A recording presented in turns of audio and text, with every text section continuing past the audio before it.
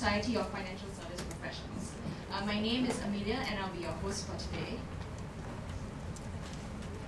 The program schedule for today is an introduction into the CPF Life by some representatives from the Risk Management Society, followed by analysis of the CPF Life by Mr. Leong Zhengman.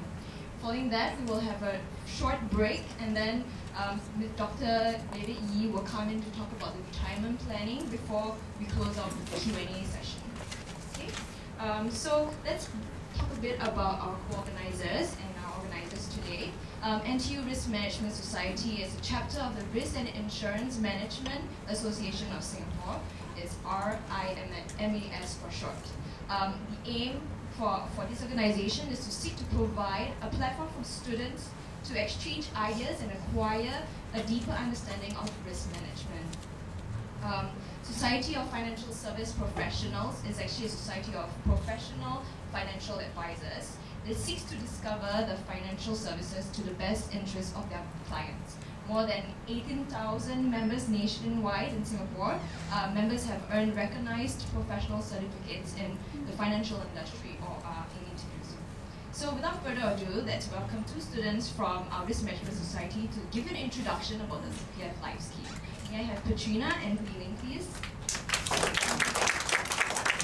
Thank you, Amelia.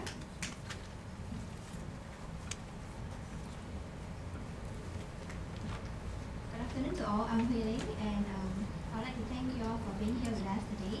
And to kickstart our sharing for today, I will first provide you with a brief introduction of how the CPF Life Scheme works and how this scheme actually strives to address some of the general concerns which you may have with regards to the scheme. And after which, my team lead, Katrina, she will elaborate more on the CPF Life Scheme.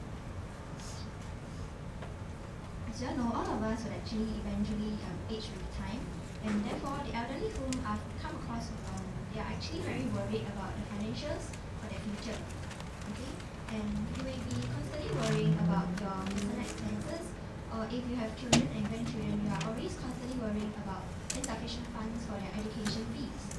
Alright, so you may wish to have this perfect scheme which is able to provide you with a monthly payout so that your burden will actually be lessened.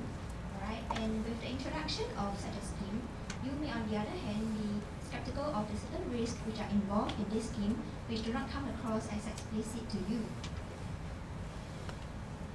So the purpose of our sharing today would actually be to enhance your understanding of the CPF Life Scheme, alright, and also to help you make a more informed decision. And should you have any queries, please hold your questions until the end of today's sharing session and bring it up during the Q&A segment for today. And as mentioned, the purpose of the CPF Life Scheme is to provide you with a monthly payout for life so that you are actually able to have sufficient cash on hand to meet your expenditure. And right now, can I have a show of hands? How many of you were born before 1955? Okay, I see a handful of you. Thank you for your response. And for this group of people, you're actually able to opt into this scheme with effect from last month, September 2009. And if you were born in or after 1955 until the point of 1957, you can actually opt in upon turning age 55.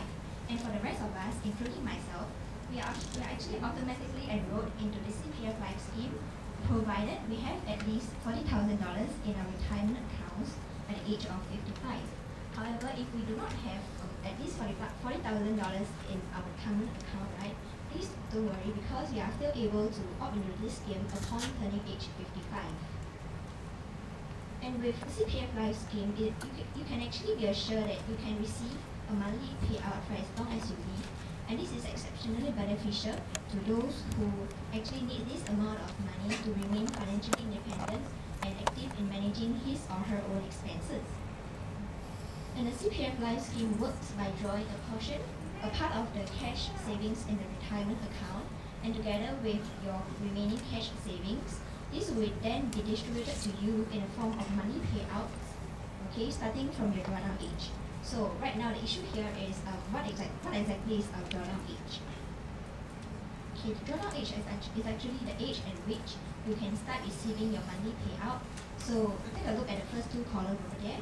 If you were born in or before 1947, you can actually start receiving your money payouts with effect 1 month after joining Life, the CPF Life scheme. And if you were born in 1948 or 1949, you can actually start receiving your payout with effect from age 62 years old. Okay.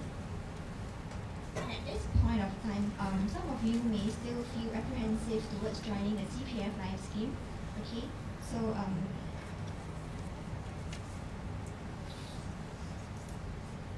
Okay, so here's one incentive by the government to motivate you further to join this scheme, the L bonus. This L bonus is actually provided to you if and only if you opt into this scheme voluntarily, and this applies to only Singaporeans who were born before the year 1963. And the maximum amount that you could get out of this L bonus is $4,000, and this amount varies across individuals because it depends on several factors, and two of which are your annual accessible income as well as your property's annual value.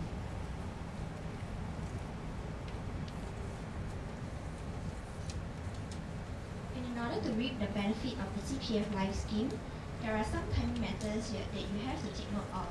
For example, if you were born before 1955, you actually have to opt into this CPF Life scheme before 31st December next year. And whereas if you were born in the years 1955 to 1962, you can always consider to opt in before turning the age 56. And with that, I will now pass the time to Katrina, who will talk to you more about the CPF.